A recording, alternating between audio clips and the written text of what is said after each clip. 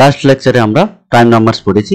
এই লেকচারে আমরা সবথেকে number theory important chapter congruence পড়ব। এবার কনগ্রুয়েন্সের যে প্রথমে আমরা ডেফিনেশন দেখব এবং তার কিছু রেজাল্ট দেখব। তো এই রেজাল্টগুলো বাকি যে নাম্বার থিওরি পোর্শনটা রয়েছে তাতে হিউজলি ইউজড হবে। সুতরাং কনগ্রুয়েন্স যদি আমরা ভালো করে না বুঝতে পারি তাহলে কিন্তু আমরা নাম্বার থিওরি করতে পারবো না। তারপর আমরা দেখব যে কনগ্রুয়েন্স গুলোকে ম্যাথমেটিকাতে কি করে সহজে ক্যালকুলেশন করব এবং বিভিন্ন প্রবলেম কনগ্রুয়েন্সের কি করে ম্যাথমেটিকা ইউজ করে সলভ করব, এবং ফাইনালি এই কনগ্রুয়েন্সের কয়েকটা প্রবলেম দেখব। তো প্রথমে আমরা আসি, এই যে কনগ্রুয়েন্স অলরেডি আমি মেনশন করেছি, কনগ্রুয়েন্সের জন্য আমরা ইউজ করব এইরকম হচ্ছে সিম্বল, তিনখানা প্যারালাল লাইন। তো এই যে সিম্বলটা এটা ইন্ট্রোডিউস করেছিলেন বিখ্যাত জার্মান ম্যাথমেটিশিয়ান গস। সুতরাং আমি অলরেডি এই সম্বন্ধে বলেছি। এবার আমরা এর ডেফিনেশনে আসি যে কনগ্রুয়েন্স বলতে কি বুঝবো আমরা। তো আমরা দেখো যে কনগ্রুয়েন্স বলতে বুঝবো যে n যদি কোনো একটা ফিক্সড পজিটিভ ইন্টিজার হয় তাহলে দুটো ইন্টিজার্স a আর b তাদেরকে আমরা বলবো যে কনগ্রুয়েন্স মডুলো n, এবং তাদেরকে ডিনোট করব এইভাবে যে a এইরকম হচ্ছে কনগ্রুয়েন্সের সিম্বল, b মড n এইভাবে ডিনোট করব। তার মানে এইভাবে ডিনোট করা হচ্ছে মানে হচ্ছে কি যে a congruent b mod n বা মডুলো n অথবা b congruent a mod n এভাবে আমরা বলতে পারি। এবার কখন বলবো? যদি n ডিভাইডস করে এই a আর b এদের হচ্ছে ডিফারেন্সকে যদি ডিভাইডস করে তাহলে আমরা হচ্ছে বলবো যে a b হচ্ছে কনগ্রুয়েন্ট। এবং এর ক্ষেত্রে তাহলে যেহেতু n a মাইনাস b কে ডিভাইডস করছে সুতরাং একখানা ইন্টিজার পাবে কে সাই that a minus b equal to n কে এইরকম ফর্মে হবে। ওকে, এবার যদি না ভাগ করে, যে n যদি a মাইনাস b কে ডিভাইডস না করে তাহলে আমরা বলবো যে a is incongruent to b mod n বা মডুলো n। খুব ইম্পর্টেন্ট। এবং এটা হচ্ছে লিখবো কিভাবে, এইভাবে যে a এই কনগ্রুয়েন্ট সিম্বলকে কেটে দেবো এইভাবে b মড n, তার মানে a is not congruent to b mod n। এটা কিন্তু ভেরি ইম্পর্টেন্ট, মড n। অন্য কোনো মডের সাপেক্ষে a কনগ্রুয়েন্ট টু b হয়ে যেতে পারে কিন্তু এই n এর সাপেক্ষে হবে না, তখন আমরা এরকম হচ্ছে লিখবো। এবার উদাহরণ দেখে নিই। তো ফার্স্ট উদাহরণ দেখো, 33 কনগ্রুয়েন্ট 7 মড 13। কেন? কারণ হচ্ছে 13 এদের বিয়োগফলকে ডিভাইডস করে, যেটা 26 হচ্ছে। এবার দেখো যে 23 ইজ ইনকনগ্রুয়েন্ট টু 11 মড 5। কেন? কারণ হচ্ছে 5 এদের বিয়োগফলকে ডিভাইডস করে না, সুতরাং এরা হচ্ছে ইনকনগ্রুয়েন্ট হয়ে যাচ্ছে মড 5 এ। ওকে, এবার ফার্স্ট নোট দেখো, খুব ইম্পর্টেন্ট, যে কোনো দুটো ইন্টিজার যদি আমরা কনসিডার করি তারা হচ্ছে কনগ্রুয়েন্ট মড 1 হয়ে যাবে। আর যে কোনো দুখানা যদি আমরা ইভেন বা অড ইন্টিজার কনসিডার করি তাহলে তারা কিন্তু মডুলো 2 সবসময় হয়ে যাবে। কেন? কারণ হচ্ছে যে কোনো দুটো ইন্টিজারের বিয়োগফলকে সবসময় 1 ডিভাইড করে, আর যে কোনো দুটো ইভেন ইন্টিজার বা দুটো অড ইন্টিজারের বিয়োগফলকে 2 সবসময় ডিভাইড করে। সুতরাং তাহলে এই ইভেন ইন্টিজার্স আর অড ইন্টিজার্স গুলো কনগ্রুয়েন্স মডুলো 2 সবসময় হবে, যে কোনো দুখানা। এবার সেকেন্ড নোট, তার থেকেও বেশি ইম্পর্টেন্ট যেটা, যে congruent mod n is a relation on z। Very very important. এবং এই যে রিলেশনটা হয় কনগ্রুয়েন্ট মড n, এটা অলরেডি অ্যাবস্ট্রাক্টে প্রুভ করেছো এবং এলিমেন্টারি প্রুফ, সুতরাং আমি এই প্রুফটা আর এখানে দেখাচ্ছি না। মানে আমাদের হচ্ছে মেন ফোকাস থাকবে যে এই রকম যে রিলেশনটা হচ্ছে জেডে, সেই রিলেশনটা কেমন আমরা এখনই প্রমাণ করব যে এইরকম রিলেশনটা অ্যাকচুয়ালি ইকুইভ্যালেন্ট রিলেশন হয়। আর ইকুইভ্যালেন্ট রিলেশন হলে আমরা জানি যে সেটকে পার্টিশন করে দেয়। সুতরাং ইকুইভ্যালেন্ট ক্লাসে কতগুলো ইকুইভ্যালেন্ট ক্লাসে ভাগ করে দিবে। সুতরাং তাহলে পুরো জেডটাকে আমরা কতগুলো ক্লাস হিসাবে ভাবতে পারি আন্ডার কনগ্রুয়েন্ট মডুলো n। ওকে, যদি আমরা প্রুভ করতে পারি এই congruent mod n is an equivalent relation. তো ফার্স্ট থিওরাম দেখো, the relation congruence mod n is an equivalent relation on z। ওকে, প্রুভে আসি। তাহলে প্রথমে আমাদের চেক করতে হবে রিফ্লেক্সিভ হয় কিনা। তাহলে a congruent a mod n for all a belonging to z। কেন? কারণ n divides a minus a, তো এটা সবসময় ট্রু। সুতরাং তাহলে a congruent a সমস্ত এর জন্য আমরা সবসময় পাবো। এবার সেকেন্ড দেখো, সিমেট্রিক হবে, কারণ a b দুটো ইন্টিজার যদি আমরা কনসিডার করি, a congruent b mod n যদি হয় তাহলে b কনগ্রুয়েন্ট a মড অবশ্যই হবে। কেন হবে? কারণ হচ্ছে n divides a minus b, এটা ইমপ্লাই করবে অবশ্যই n divides b minus c। ওকে, এবার আসি ট্রানজিটিভ। তাহলে a b c যদি আমরা তিনখানা ইন্টিজার কনসিডার করি, a congruent b mod n, b congruent c mod n, যদি এই দুটো আমরা ধরে নিই তাহলে এখান থেকে ইমপ্লাই করবে a congruent c mod n। কিভাবে হচ্ছে, তার মানে a congruent b mod n, তার মানে n divides a minus b হবে, আর এটা মানে হচ্ছে n divides b minus c হবে। তাহলে এই দুটো যেহেতু হচ্ছে, তাহলে এই দুটোকে দেখো রাইট সাইড যোগ করে দাও, তাহলে তাকেও n ডিভাইডস করবে, সুতরাং n divides a minus c। সুতরাং তাহলে a congruent to c mod n। তার মানে আমরা পেয়ে যাচ্ছি কি, এটা এই যে মড ইকুইভ্যালেন্ট রিলেশন যেটা মড n, এটা একখানা এই রিলেশনটা একখানা ইকুইভ্যালেন্ট রিলেশন হচ্ছে। সুতরাং যেহেতু ইকুইভ্যালেন্ট রিলেশন হচ্ছে, তাহলে z কে এই কনগ্রুয়েন্স মড n এই রিলেশনটা পার্টিশন করে দেবে। এবার যেহেতু পার্টিশন করে দিচ্ছে, তাহলে ইকুইভ্যালেন্ট যে ক্লাসগুলো হচ্ছে সেই ক্লাসগুলোকে আমরা কি বলবো, এবার হচ্ছে তাতে আসি। তো এবার দেখো ডেফিনেশন যে কনগ্রুয়েন্স ক্লাস, তাহলে যে ইকুইভ্যালেন্ট ক্লাসগুলো পাচ্ছি তাদেরকে আমরা কিন্তু বলবো কনগ্রুয়েন্স ক্লাস। দেখো the equivalent class of an integer a, যাকে আমরা ডিনোট করব এইভাবে ক্লাস a এই থার্ড ব্র্যাকেটে, এটা মানে হচ্ছে কি যে congruent class or residue class of a of modulo n বুঝবো। সুতরাং কনগ্রুয়েন্স a মানে হচ্ছে কি সেই সমস্ত integer such that b is congruent to a mod n, এটা হচ্ছে সব সময় হবে। ওকে, এবার দেখো যে আমরা এই যে এনটা আমরা কনসিডার করেছি, তাহলে সেই এনটাকে আমরা কি পজিটিভ মানে মড এন যখন বুঝবো, এটা কি আমরা এনটাকে সব মানে পজিটিভ ইন্টিজার কনসিডার করব, না নেগেটিভ ইন্টিজার কনসিডার করব, না বোথ করব পজিটিভ নেগেটিভ, তাহলে সেটা হচ্ছে কোনটা নিলে আমরা সুবিধা হবে। দেখো অ্যাকচুয়ালি তাহলে এবার হচ্ছে খেয়াল করে দেখো যে a congruence b mod n, তার মানে হচ্ছে কি n divides a minus b। এবার এখান থেকে আমরা মানে সহজেই বলতে পারি যে মাইনাস n সেও a মাইনাস b কে ডিভাইডস করে, তার মানে হচ্ছে a congruence b mod n, তাহলে এটা ইমপ্লাই করবে কি a congruence b mod minus n। তার মানে হচ্ছে কি, সুতরাং n এর জন্য কনগ্রুয়েন্স ক্লাসে যারা থাকবে মাইনাস n এর জন্য সেই একই, তার মানে আলাদা করে মানে আমরা পজিটিভ নেগেটিভ n কনসিডার করব না। সুতরাং আমরা সবসময় মড n মানে বুঝবো কি পজিটিভ n, কারণ পজিটিভ ইন্টিজারই কনসিডার করলে আমাদের মানে কাজ হয়ে যাচ্ছে, কারণ নেগেটিভের জন্য একই রকম পাবো। তার মানে মড n মানে আমরা সবসময় বুঝবো nটা হচ্ছে কিন্তু পজিটিভ ইন্টিজার। এবার নেক্সট থিওরামে আসি। থিওরামটা আগে স্টেটমেন্টটা বোঝার চেষ্টা করো যে a congruent to b mod n if and only they leave the same remainder upon division by n।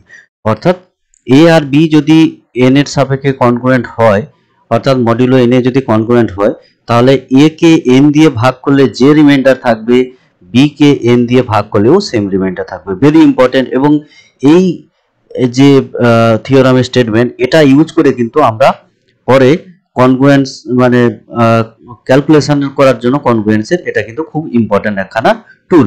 কারণ যখনই বড় কোনো ইন্টিজার থাকবে, তাহলে তাকে কনগ্রুয়েন্স মড n তাকে ছোট করার জন্য আমরা কিন্তু এই টেকনিকটা ইউজ করব। ওকে, এবার হচ্ছে এর প্রুফে আসি। প্রুফ দেখো যে আমরা যদি ডিভিশন অ্যালগরিদম ইউজ করি কি যে n a কে ডিভাইডস করে তাহলে কি হবে, আবার n যদি b কে ডিভাইডস করে তাহলে কি হবে। তাহলে ডিভিশন অ্যালগরিদম যদি আমরা দুটোর ক্ষেত্রে ইউজ করি, তাহলে n a কে ডিভাইডস করলে আমরা কি পাবো a equal to n q plus r। ঠিক আছে, যেখানে অবশ্যই কিউ আর ইন্টিজার হবে এবং r এর ভ্যালু 0 থেকে n মাইনাস 1 এর মধ্যে থাকবে। সিমিলারলি b কে যদি ডিভাইডস করে তাহলে কি পাবো আমরা যে b equal to n l plus s এরকম পাবো। তাহলে যেখানে l s দুখানা হচ্ছে ইন্টিজার এবং s এর ভ্যালু 0 থেকে n মাইনাস 1 পর্যন্ত হবে। আচ্ছা, এবার হচ্ছে এই দুটো যদি আমরা বিয়োগ করে দিই তাহলে কি পাবো, তাহলে বিয়োগ করে দিলে দেখো a minus b equal to n into q minus l plus r minus s, এটা পেয়ে যাচ্ছি। ওকে, এবার হচ্ছে দেখো একটা জিনিস খেয়াল করে, যদি এই টার্মটা 0 হয়ে যায় অর্থাৎ r ইকুয়াল টু s হয়ে যায়, তাহলে n divides a minus b হবে। অর্থাৎ কি হবে যে n a congruent to b mod n, এটা আমরা পেয়ে যাব। তাহলে a congruent to b mod n হবে যদি আর আর এস একই হয়, অর্থাৎ কি দেখো যে এ কে এন দিয়ে ডিভাইড করলে যে রিমাইন্ডার থাকে, বি কে এন দিয়ে ডিভাইড করলে যদি সেম রিমাইন্ডার থাকে, তাহলে কি হচ্ছে A congruent to B mod N, এটা হচ্ছে অবশ্যই হবে। তাহলে আমরা এই পার্টটা আমরা প্রুভ করে ফেললাম যে এন যদি এ কে ডিভাইড করে, বি কে ডিভাইড করে এবং সেম রিমাইন্ডার থাকে, তাহলে এ কনগ্রুয়েন্ট বি মড এন আমরা পাবো। ওকে, এবার নেক্সট আসি উল্টো দিকে, যে কনভার্সলি আমরা ধরে নিচ্ছি কি যে এ কনগ্রুয়েন্ট বি মড এন, এটা আমরা ধরে নিচ্ছি। তাহলে এখান থেকে আমাদের কি প্রুভ করতে হবে যে এ কে ডিভাইড করলে এন দিয়ে এবং বি কে ডিভাইড করলে এন দিয়ে সেম রিমাইন্ডার থাকবে। তাহলে আমরা যদি প্রত্যেকটা ক্ষেত্রে আবার সেই একই রকম ডিভিশন অ্যালগরিদম ইউজ করি, এন কে এন যদি এ কে ডিভাইড করে বি কে ডিভাইড করে, তাহলে এরকম পাবো। সুতরাং আলটিমেটলি এইটা হচ্ছে পাচ্ছি। সুতরাং লাস্ট স্টেপ থেকে আমরা হচ্ছে আসছি যে যেহেতু A congruent B mod N, তার মানে হচ্ছে কি এন এ মাইনাস বি কে ডিভাইড করছে, তাহলে এন যেহেতু এ মাইনাস বি কে ডিভাইড করছে, তাহলে অবশ্যই এন হচ্ছে আর মাইনাস এন এস কে ডিভাইড করবে। ওকে, কিন্তু কি হচ্ছে দেখো যে আর এর ভ্যালু 0 থেকে n মাইনাস 1 পর্যন্ত, এস এর ভ্যালু 0 থেকে n মাইনাস 1 পর্যন্ত হচ্ছে। তাহলে এখান থেকে কি পাচ্ছি দেখো, আর মাইনাস এস যদি আমরা বের করি, তাহলে কি হচ্ছে n মাইনাস n মাইনাস 1 থেকে প্লাস n মাইনাস 1 এর মধ্যে আর মাইনাস এস আছে। তাহলে এবার n R minus N S কে ডিভাইড করবে, কিন্তু সেটা n মাইনাস 1 এর থেকে ছোট এবং n মাইনাস n মাইনাস 1 এর থেকে বড়। তাহলে একখানাই পসিবিলিটি আছে, যদি এটা 0 হয় তবে গিয়ে n আর মাইনাস এস কে ডিভাইড করবে। তার মানে হচ্ছে কি, তার মানে এখান থেকে আমরা আবার হচ্ছে পেয়ে গেলাম যে এ কনগ্রুয়েন্ট বি যদি হয়, তাহলে এ কে এন দিয়ে ডিভাইড করলে যে রিমাইন্ডার থাকে অর্থাৎ আর, আর এ বি কে এন দিয়ে ডিভাইড করলে যে রিমাইন্ডার থাকে অর্থাৎ ইস, তাহলে সেই দুটো সমান হবে। কেন? তাদের বিয়োগফল যেহেতু শূন্য, এখান থেকে আমরা পেয়ে যাচ্ছি R equal to S. Very very important একখানা থিওরাম। অর্থাৎ বড় কোনো ইন্টিজার কনগ্রুয়েন্ট মড এন যদি হয়, তাহলে তাকে আমরা ছোট করার জন্য কিন্তু এই টেকনিকটা ইউজ করব। অর্থাৎ আমরা যদি একটা ছোট কোনো মানে ইন্টিজার পাই, যেটাকে দিয়ে ভাগ করলে একই হচ্ছে রিমাইন্ডার পাবো, তাহলে আমরা হচ্ছে ওই বড় ইন্টিজারটা না লিখে আমরা সেই ছোট ইন্টিজারটা দিয়ে লিখবো যে কনগ্রুয়েন্ট মড এন হচ্ছে। ওকে, এবার দেখো এর একটা হচ্ছে করোলারি, যে if a leaves the remainder r upon division by n, then a r and r are in the same congruence class modulo m। খুব ইম্পর্টেন্ট। অর্থাৎ a কে n দিয়ে ভাগ করলে যদি r রিমাইন্ডার থাকে, তাহলে এই a এর কনগ্রুয়েন্স ক্লাস এবং r এর কনগ্রুয়েন্স ক্লাস এই দুটো কিন্তু একই হবে। এবার হচ্ছে খেয়াল করে দেখো, তাহলে n দিয়ে যখন a কে ভাগ করছি, তাহলে তার জন্য যে রিমাইন্ডার পাবো r, তাহলে r এর ভ্যালু কোথা থেকে 0 থেকে n মাইনাস 1 পর্যন্ত যাবে, ঠিক আছে, তার থেকে হচ্ছে বেশি হবে না। এবার তাহলে এবার যদি আমি r কে n দিয়ে ভাগ করি, তাহলে হচ্ছে সেই একই r হচ্ছে রিমাইন্ডার পাবো। ক্লিয়ার? অর্থাৎ a কে আমরা n দিয়ে ভাগ করলে যে রিমাইন্ডার পাচ্ছি r, যেহেতু r এর ভ্যালু 0 থেকে n মাইনাস 1 পর্যন্ত হচ্ছে, সুতরাং r কে যদি n দিয়ে ডিভাইড করি, তাহলে তার ক্ষেত্রে রিমাইন্ডারও সেম হবে। এবার হচ্ছে এই থিওরাম হচ্ছে বলছে কি, যেহেতু তাহলে রিমাইন্ডার সেম হচ্ছে, তাহলে সেই দুটো হচ্ছে কনগ্রুয়েন্ট হবে, a আর r হচ্ছে কনগ্রুয়েন্ট হবে। সুতরাং যেহেতু এটা হচ্ছে কনগ্রুয়েন্ট হচ্ছে, তাহলে এরা হচ্ছে সেম কনগ্রুয়েন্স ক্লাসের মধ্যে থাকবে। সুতরাং congruence class of a equal two congruence class of r। Very very important. তো এই রেজাল্টটা ইউজ করে আমরা দেখো এখান থেকে হচ্ছে আমরা বলতে পারবো যে নেক্সট করোলারিতে দেখো যে যদি আমরা n দিয়ে মানে n যদি কোনো একটা গিভেন ইন্টিজার হয়, তার জন্য আমরা কতগুলো ইকুইভ্যালেন্ট ক্লাস পেতে পারি। অ্যাকচুয়ালি n খানা পাবো 0 থেকে n মাইনাস 1 পর্যন্ত। দেখো next corollary, if for any integer n there are n distinct congruence classes modulo n। Very important. দেখো ওই থিওরাম 1টার অ্যাপ্লিকেশন, আর কিছু না। দেখো the only possible remainder upon division by n, তাহলে কি হবে, n দিয়ে যদি মানে এটার জন্য হচ্ছে রিমাইন্ডার গুলো হচ্ছে পাবো, n দিয়ে ভাগ করলে কোনো ইন্টিজারকে 0 থেকে n মাইনাস 1 পর্যন্ত এইগুলো পাবো। ক্লিয়ার? এবার এইগুলো যে পাচ্ছি, তাহলে n এর মানে ওই যে কনগ্রুয়েন্স ক্লাস এটা, তাহলে তার কনগ্রুয়েন্স ক্লাস কি হবে, তাহলে এই এই যে রিমাইন্ডার গুলো পাচ্ছি, তাহলে এইগুলোর মধ্যে হচ্ছে কোনো একটা হবে এইগুলোর মধ্যে। কেন, কারণ হচ্ছে সেম রিমাইন্ডার তো পাচ্ছি, মানে এ পার্টিকুলার আমি চুজ করছি, তাহলে তার জন্য একটা পার্টিকুলার পাবো। এখানে n-1 মানে 0 থেকে n-1 পর্যন্ত মানে পসিবল, কিন্তু পার্টিকুলার এ যখন ফিক্সড কোনো ইন্টিজার n দিয়ে ভাগ করলে তাহলে 0 থেকে n-1 এর মধ্যে যে কোনো একটা পাবো। ক্লিয়ার? ওকে, তাহলে এখানে হচ্ছে আমরা দেখো যে পাচ্ছি এই যে কনগ্রুয়েন্ট, মানে এই, তাহলে এ কনগ্রুয়েন্ট টু যে কোনো একটা হবে। এবার হচ্ছে দেখো তাহলে এবার সুতরাং কনগ্রুয়েন্স ক্লাসগুলো তাহলে 0 থেকে n-1 পর্যন্ত এই কটা হবে, n খানা, তার থেকে বেশি আর সম্ভব নয়। এবং দেখো আগে হচ্ছে আমরা পেয়েছি যে এই যে কনগ্রুয়েন্ট ক্লাসগুলো 0 থেকে n-1 পর্যন্ত এগুলো হচ্ছে সব আলাদা হবে, কারণ কোন একটা ইন্টিজারকে যদি n দিয়ে ডিভাইড করি তাহলে সেটার জন্য একটা পার্টিকুলার কোনো রিমাইন্ডার পাবো 0 থেকে n-1 পর্যন্ত। সুতরাং ওই ইন্টিজারটা যে কোনো একটা পার্টিকুলার ক্লাসের মধ্যে আসছে।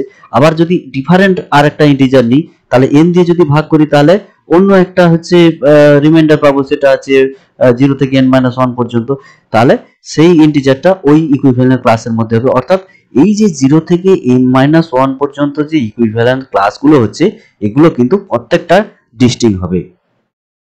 সুতরাং আমরা হচ্ছে বলতে পারি তাহলে কোন একটা পার্টিকুলার ইন্টিজার n এর জন্য তাহলে n খানা ডিস্টিংক্ট কনগ্রুয়েন্স ক্লাস আমরা মডুলো n এর জন্য আমরা সবসময় পাবো।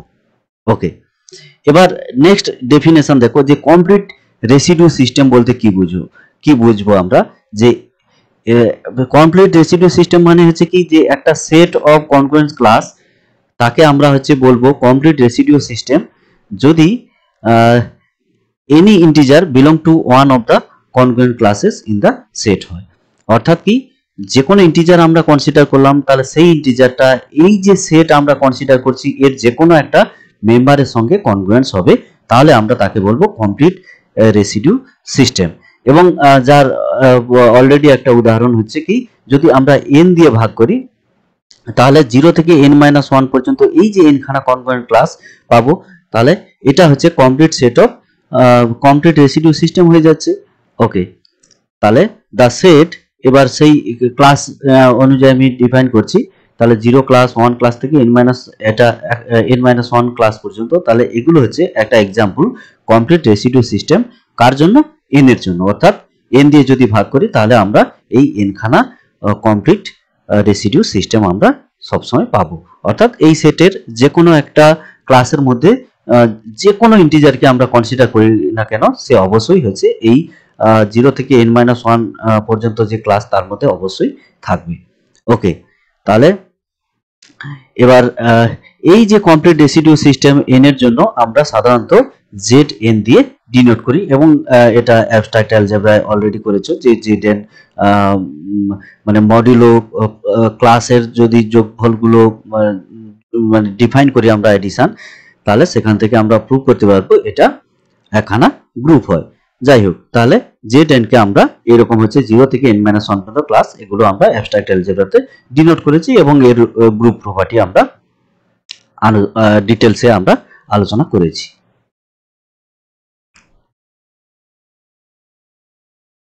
এবার আসি কনগ্রুয়েন্সের কয়েকটা প্রপার্টিতে। এই প্রপার্টিগুলো কিন্তু ভেরি ভেরি ইম্পর্টেন্ট। এই প্রপার্টিগুলো ছাড়া আমরা নাম্বার থিওরি কিন্তু অ্যাকচুয়ালি মানে পড়তেই পারবো না। এই প্রপার্টিগুলো হামেশাই ইউজ হবে। তো প্রথম আমরা হচ্ছে কনগ্রুয়েন্সের প্রপার্টিতে আসি। তো ফার্স্ট প্রপার্টি দেখো যে x congruence y mod n হবে, যদি হয় এটা ইমপ্লাই করবে x plus c congruence y plus c mod n। অর্থাৎ আমরা কনগ্রুয়েন্সের দুদিকে কোনো ইন্টিজার c আমরা যোগ করে দিতে পারি। তাহলে এই প্রুফটা হচ্ছে ডেফিনিশন থেকে খুব ইজিলি ফলো করে, কারণ x congruence y mod n মানে n divides x minus y। তাহলে সিমিলারলি এখানে n divides x plus c minus y plus c কে ডিভাইডস করে, কারণ c c ক্যান্সেল আউট হয়ে যাচ্ছে, very easy. Second property x congruence y mod n z congruence w mod n যদি হয়, তাহলে এখান থেকে দেখো xz congruent yz mod n, very very important. অর্থাৎ আমরা কনগ্রুয়েন্স যদি সেম মডিউলো n এতে আমরা যদি দুখানা এরকম কনগ্রুয়েন্ট পাই তাহলে লেফট সাইড আর রাইট সাইড দেখো গুণ করে দিতে পারি, তাহলে আমরা সেম মানে মডুলো এন এর জন্য আমরা এই কাজটা করতে পারি। তো এই প্রুফটা দেখো খুব ইম্পর্টেন্ট। এবার হচ্ছে দেখো যে আমরা A congruent B mod N মানে হচ্ছে জানি কি যে এ মাইনাস বি কে এন ডিভাইডস করে, তার মানে হচ্ছে কি যে A minus B equal to N K, অর্থাৎ A equal to B plus N K for some integer K এর জন্য হয়, আমরা হচ্ছে এটা জানি। তাহলে এই যে প্রপার্টিটা এই দুটোর ক্ষেত্রে আমরা ইউজ করব। তাহলে x congruence Y mod n এটার জন্য হচ্ছে তাহলে একখানা ইন্টিজার পাবো। সিমিলারলি পরেরটার ক্ষেত্রে জেড কনগ্রুয়েন্ট ডব্লিউ তার জন্য আরেকটা ইন্টিজার পাবো, এর জন্য কে ধরছি এর জন্য এল ধরছি, তাহলে এটা পাবো। এবার হচ্ছে কি যে দুদিকে লেফট সাইড আর রাইট সাইড গুণ করে দিই, তাহলে গুণ করে দিলে দেখো আলটিমেটলি এইরকম পেয়ে যাচ্ছি।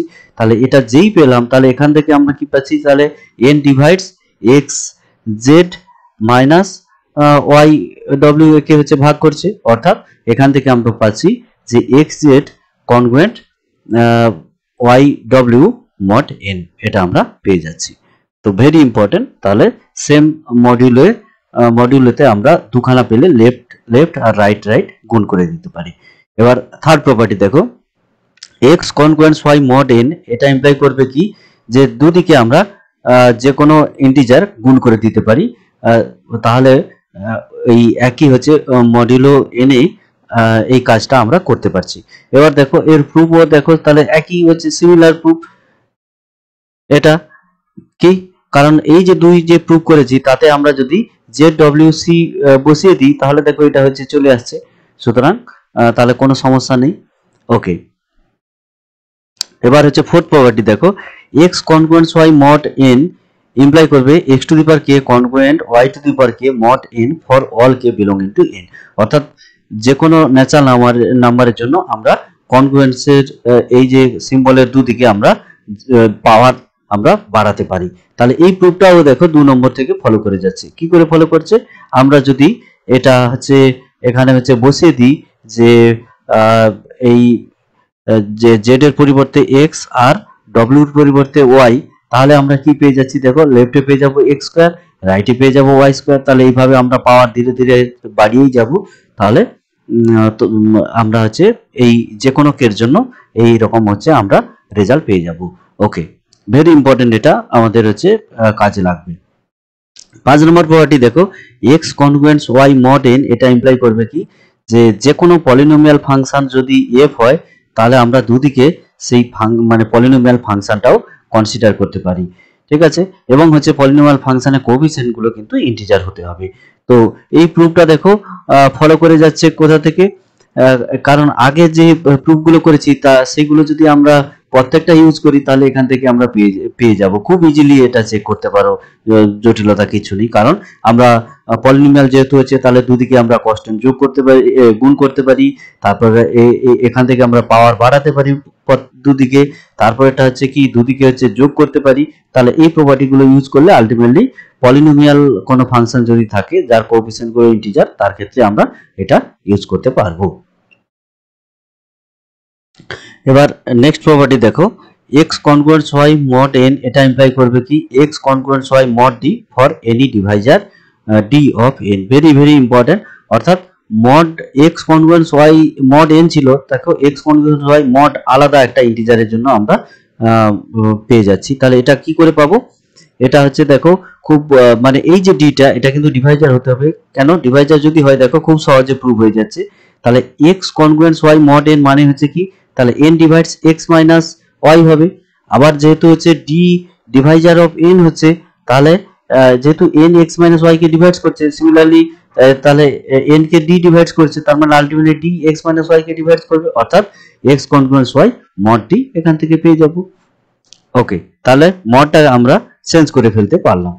এবার হচ্ছে দেখো যে a x congruence A Y mod N এটা ইমপ্লাই করবে x congruence Y mod N by GCD of A n, very very important. অর্থাৎ কনগ্রুয়েন্সের দুদিক থেকে আমরা কোনো ইন্টিজার যদি কমন যেটা হচ্ছে পাচ্ছি ফ্যাক্টর, এটা একখানা actually integer x, similarly A Y আর একখানা ইন্টিজার, তাহলে এর কমন ফ্যাক্টর যদি এ হয় তাহলে তাকে আমরা ক্যান্সেল আউট করে দিতে পারি, কিন্তু তখন এই যে মড এন এ আর থাকবে না, mod N by GCD of A n হয়ে যাবে। Very very important. তাহলে এই হচ্ছে প্রুফটা, আগে হচ্ছে আমরা বুঝে নিই। প্রুফটা দেখো, আমরা ধরে নিচ্ছি যে এ এন এর জিসিডি হচ্ছে ডি। তাহলে এ এন এর জিসিডি যেহেতু ডি, তাহলে N equal to D N one লেখা যাবে। আর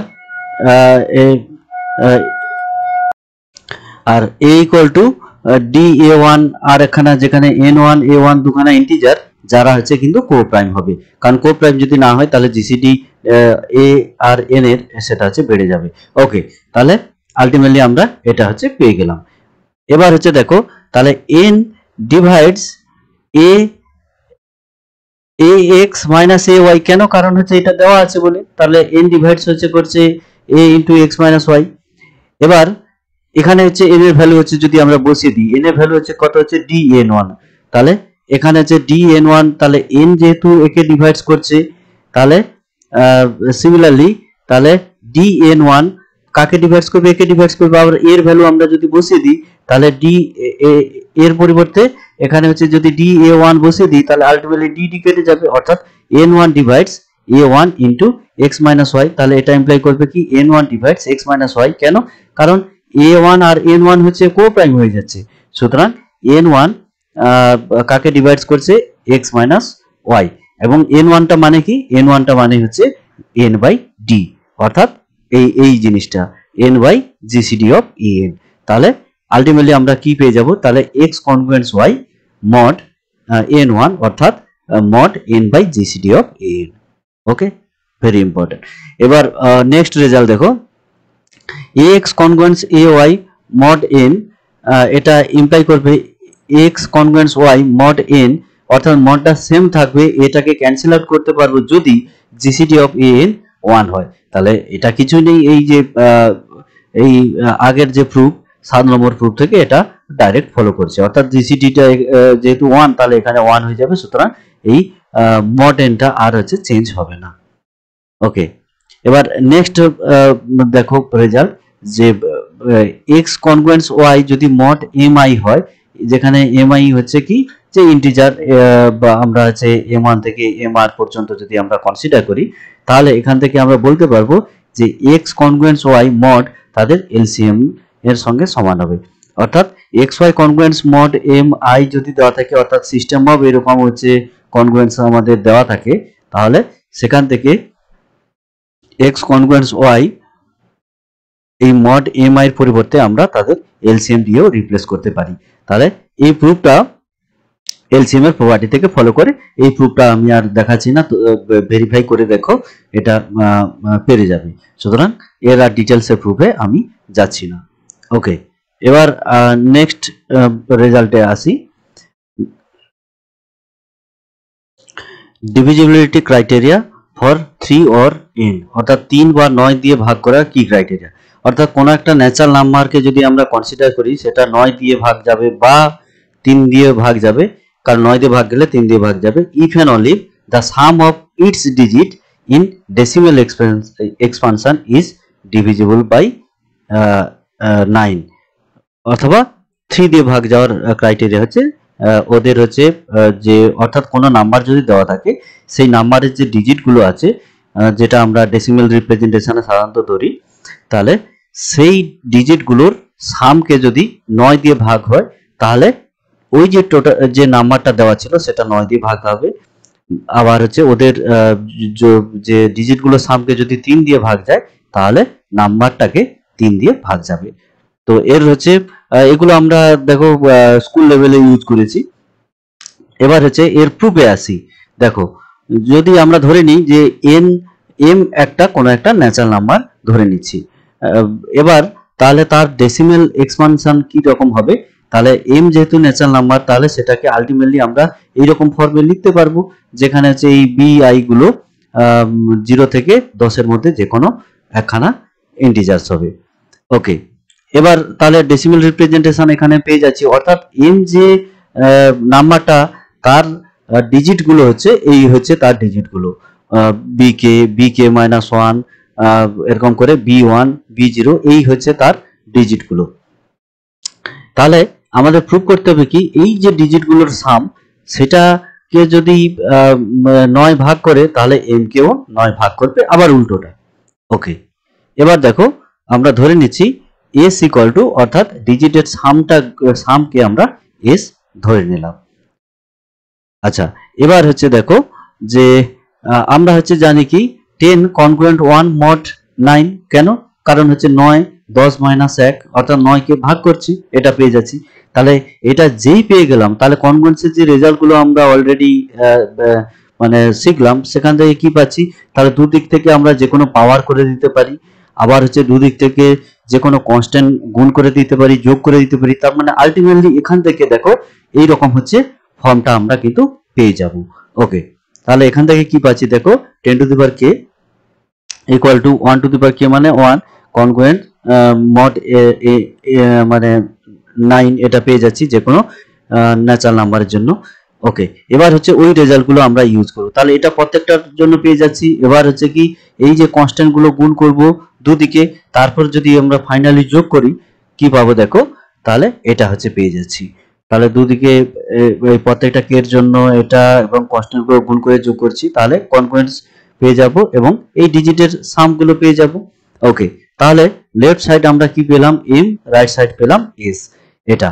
এবার হচ্ছে দেখো তাহলে m কনগ্রুয়েন্স s মড 9, এটা হচ্ছে মানে হচ্ছে কি, তাহলে m কে 9 দিয়ে ডিভাইড করলে যে রিমাইন্ডার থাকবে, s কে 9 দিয়ে ডিভাইড করলে সেম রিমাইন্ডার থাকবে, কারণ আমরা থিওরাম একটা করেছি এর জন্য। ওকে, তাহলে অ্যাকচুয়ালি থিওরাম 2 থেকে আমরা এটা পাচ্ছি। তাহলে যেহেতু এই রেজাল্টটা আমরা এখান থেকে বলে দিতে পারছি, তার মানে হচ্ছে কি, তাহলে 9 কে যদি m কে যদি 9 ডিভাইড করে অর্থাৎ রিমাইন্ডার যদি 0 হয়, তাহলে সিমিলারলি s কে 9 দিয়ে ভাগ করলেও তার রিমাইন্ডার 0 হবে। অর্থাৎ তাহলে যদি m কে যদি ভাগ করে 9, তাহলে s কেও ভাগ করবে, আবার হচ্ছে উল্টোটাও হবে। সুতরাং তাহলে এখান থেকে আমরা হচ্ছে বলে দিতে পারছি যে m কোনো একটা নাম্বারকে 9 দিয়ে ভাগ করা মানে হচ্ছে কি, তার ডিজিটের যে সাম তাকে 9 দিয়ে ভাগ করা একই জিনিস।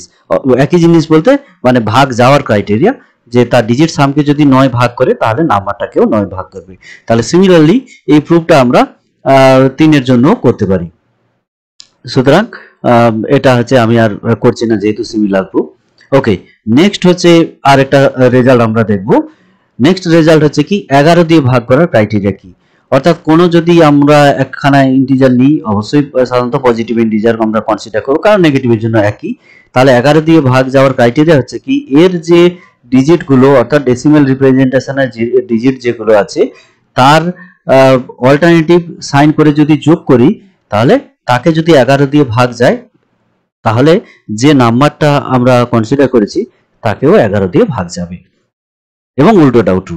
ওকে, তাহলে দেখো আমরা হচ্ছে যে নাম্বারটা তার হচ্ছে ডেসিমেল রিপ্রেজেন্টেশন আমরা ধরে নিচ্ছি। সুতরাং এর ডিজিট গুলো হচ্ছে কি, যে bk1 আপ টু হচ্ছে b1 b0, এই হচ্ছে তার ডিজিট গুলো, এবং হচ্ছে এই bi গুলো 0 থেকে 10 এর থেকে ছোট হবে, 0 সমান অথবা 10 এর ছোট হবে। ওকে, আচ্ছা, এবার হচ্ছে এর ডিজিট অল্টারনেটিভ সাইন করে যদি এই ডিজিট গুলো সাম নিই, তাহলে সেটা s দিয়ে আমরা ডিনোট করলাম, তাহলে s হচ্ছে পেয়ে যাচ্ছে এটা। ওকে, এবার হচ্ছে দেখো যে 10 কনগ্রুয়েন্স -1 মড 11, এটা হচ্ছে আমরা জানি। কারণ কি, কারণ হচ্ছে 11 10 প্লাস 1 অর্থাৎ 11 কে ভাগ করছে। ওকে, এবার তাহলে দুদিক থেকে আমরা যে কোনো ন্যাচারাল নাম্বারের জন্য পাওয়ার আমরা হচ্ছে দুদিক থেকে করতেই পারি। তাহলে কে হচ্ছে যে কোনো ন্যাচারাল নাম্বারের জন্য এটা পাচ্ছি, সিমিলারলি আগের প্রুফের মতো। তারপর আমরা কি করব, দুদিক থেকে কনস্ট্যান্ট গুণ করব, এই যে কনস্ট্যান্ট গুলো তারপর যোগ করব, যোগ করলে হচ্ছে সিমিলারলি আমরা ফাইনালি যদি হচ্ছে ওই যোগ করি, তাহলে এই m পেয়ে যাব লেফট সাইডে, আর রাইট সাইডে পেয়ে যাব s, যেটা আছে মড 11 এর জন্য হবে। ওকে, তাহলে দেখো এটা হচ্ছে কনগ্রুয়েন্স পেয়ে যাচ্ছি মড 11। এবার হচ্ছে কি, তাহলে এখান থেকে হচ্ছে m কনগ্রুয়েন্স s মড 11 হচ্ছে, তাহলে আবার হচ্ছে সেই আবার একই। তাহলে এটা মানে হচ্ছে কি, m কে 11 দিয়ে ডিভাইড করলে যে রিমাইন্ডার থাকবে, s কে 11 দিয়ে ডিভাইড করলে সেম রিমাইন্ডার থাকবে, অর্থাৎ m কে যদি ভাগ করে 11, s কেও ভাগ করবে, আবার উল্টোটা। সুতরাং এখান থেকে আমরা পাচ্ছি যে 11 divides m if and only 11 divides s। Okay, এবার আমরা ম্যাথমেটিকাতে চলে যাই। ম্যাথমেটিকাতে গিয়ে এই কনগ্রুয়েন্সের যে রেজাল্টগুলো দেখলাম, সেগুলো ম্যাথমেটিকাতে কি করে আমরা করব দেখে নিই। এবার আমরা ম্যাথমেটিকাতে দেখি যে কনগ্রুয়েন্স করার জন্য কি কি আমাদের কাছে টুল আছে, অর্থাৎ ম্যাথমেটিকার কি কি ইনবিল্ট ফাংশন আছে, অথবা আমরা কমেন্ট ইন ম্যাথমেটিকা বলতে পারি। আচ্ছা, প্রথমে দেখো যে মড এম এন, এটা হচ্ছে মানে কি এম কমা এন, এটা মানে হচ্ছে কি যে এটা হচ্ছে দেবে এম মড এন, অর্থাৎ এম কে যদি এন দিয়ে ডিভাইড করি তাহলে যে রিমাইন্ডার সেটা হচ্ছে এখান থেকে দিয়ে দিবে। ওকে, তাহলে একটা এক্সাম্পল করা যাক।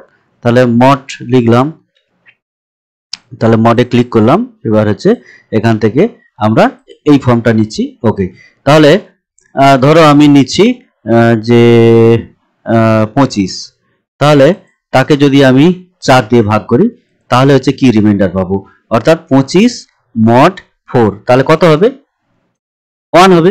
তাহলে দেখো 1 পেয়ে যাচ্ছি। ঠিক আছে, তাহলে সিমিলারলি তুমি এটা খুব বড় নাম্বারের জন্য, এত বড় একটা নাম্বার তাকে ধরো হচ্ছে 11 দিয়ে ভাগ করলে তার রিমাইন্ডার কত হবে।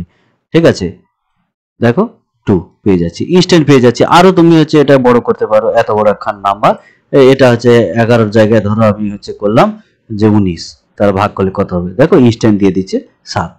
তাহলে বোঝা গেল, তাহলে এই মড এম কমা এন এটা মানে হচ্ছে কি যে এম এম মড এন, অর্থাৎ এম কে এন দিয়ে ভাগ করলে তার রিমাইন্ডার। ওকে, এবার হচ্ছে আসছি নেক্সট। এবার এটা দেখো যে মড এম এন ডি, এটা হচ্ছে মানে হচ্ছে কি যে এটা মানে হচ্ছে একই জিনিস, কিন্তু এখানে আমরা এই যে রিমাইন্ডার যেটা পেয়েছি একে আমরা কন্ট্রোল করতে পারি। কি কন্ট্রোল করতে পারি, তাহলে ডি যদি আমি কোনো একটা যদি ইন্টিজার কনসিডার করি তাহলে কি হবে, এই রিমাইন্ডারের সঙ্গে সেটা হচ্ছে সেই মানে রিমাইন্ডারটা অ্যাকচুয়ালি এইরকম হচ্ছে ফর্মে চলে আসবে, ডি থেকে D plus N minus one এর মধ্যে দেবে। অর্থাৎ হচ্ছে কি, সহজ একটা উদাহরণ যদি দিই, ধরো 25 কে আমি 4 দিয়ে যদি ভাগ করি তাহলে রিমাইন্ডার কত আসছে 1। ঠিক আছে, তার মানে হচ্ছে 4-এর মানে 1 যে ক্লাস, মানে 1 ক্লাসটা মডিউলো 4 এর মধ্যে আছে, সুতরাং সেখানে আমি হচ্ছে 1 এর পরিবর্তে যদি আমি মানে 4 যোগ করি অর্থাৎ 5 করি তাহলেও তো সেম জিনিস আসবে, অর্থাৎ 1 ক্লাসের মধ্যেই থেকে যাবে, কিন্তু রিমাইন্ডারটাকে আমি বাড়াতে পারি, সেটার জন্য হচ্ছে ডি। আচ্ছা, আগে হচ্ছে একটা উদাহরণ মানে এখানে হচ্ছে করে দেখি, তাহলে আরো ক্লিয়ার হবে। তো মড কি হচ্ছে আমি এই ফর্মে নিচ্ছি।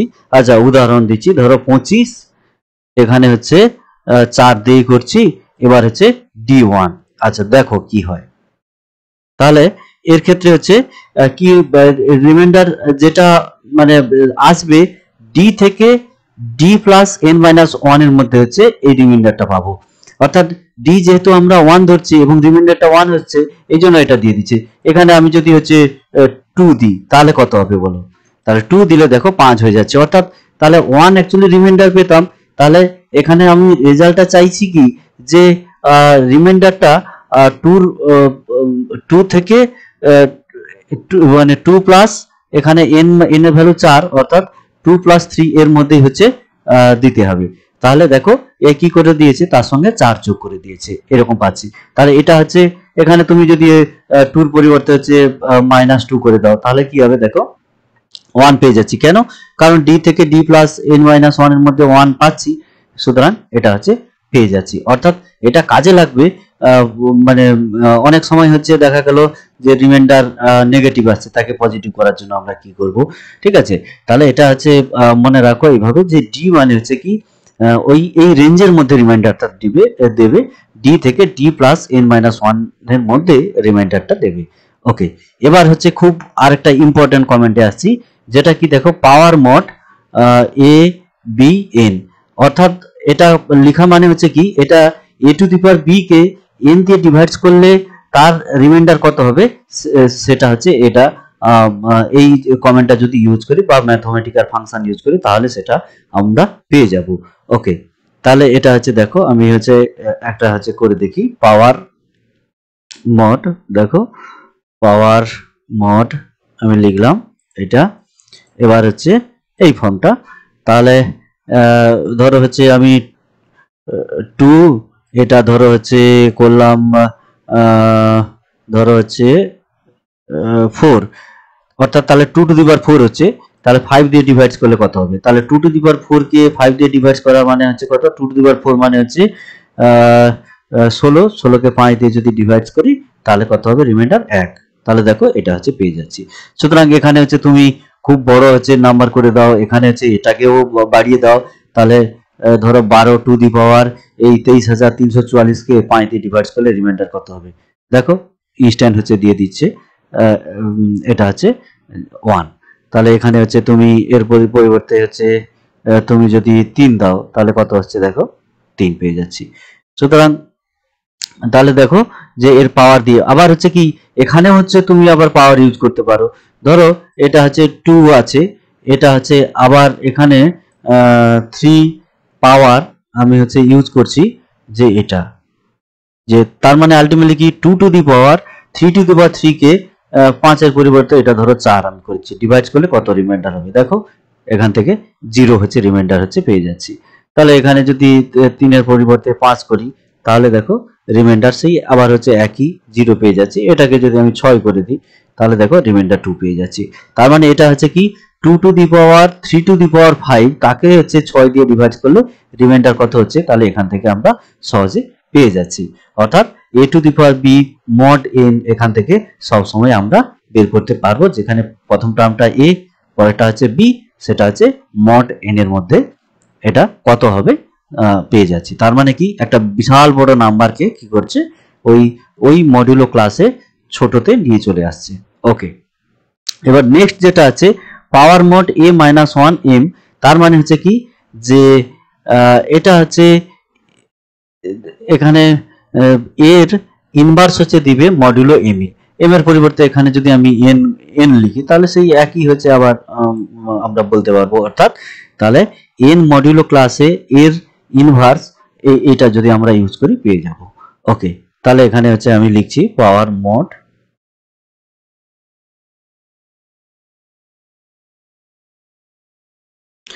এটা হচ্ছে এই যে এই জিনিসটা।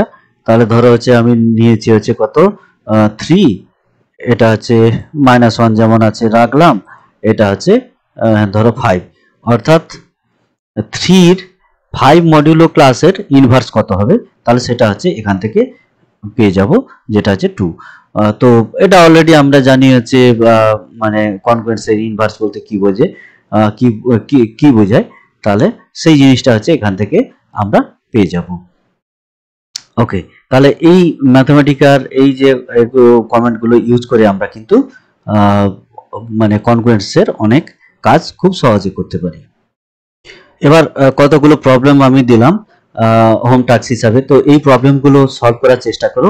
এই মানে প্রবলেমগুলো কিন্তু ভেরি ভেরি ইম্পর্টেন্ট, এগুলো হচ্ছে পরীক্ষার জন্য খুব ইম্পর্টেন্ট, এবং এই যে কনকোয়েন্সের রেজাল্টগুলো আমরা পড়লাম সেগুলোকে আরো হচ্ছে বেটার বোঝার জন্য কিছু প্রবলেম করতে হবে। সুতরাং এই প্রবলেমগুলো হচ্ছে একে একে ট্রাই করো, আশা রাখছি হচ্ছে পারবে। প্রবলেমগুলো নাম্বার থিওরি মানে বুঝতে কিন্তু অনেকটা হেল্প করবে, এবং পরীক্ষার জন্য তো আমি আগেই বলেছি খুব ইম্পর্টেন্ট। ওকে, তো এই মানে কনকোয়েন্স এটা হচ্ছে দেখলাম কনকোয়েন্সের কিছু প্রপার্টি। নেক্সট লেকচারে আমরা কি দেখব? এই কনকোয়েন্সের ইকুয়েশন দেখব, লিনিয়ার ইকুয়েশন, অর্থাৎ লিনিয়ার কনকোয়েন্স আমরা নেক্সট লেকচারে পড়ব। অর্থাৎ কোন কনকোয়েন্স ইকুয়েশন কি করে তৈরি করব, সেখান থেকে ইকুয়েশন কনকোয়েন্স ইকুয়েশন কি করে সলভ করব, অবশ্যই লিনিয়ার ইকুয়েশন।